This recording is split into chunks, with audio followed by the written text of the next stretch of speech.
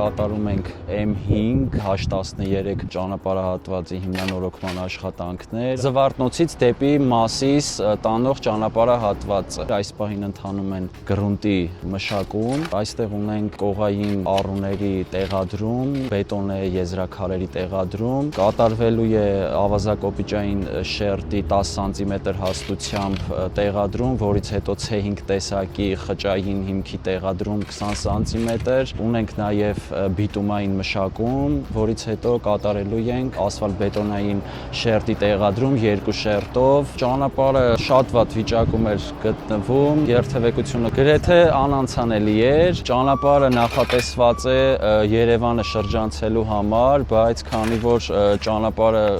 շատ վատ վիճակում էր գտնվում, այդ իսկ պատճառով վարորդները խուսափում էին օգտվել այս ճանապարհից, բայց հուսով եմ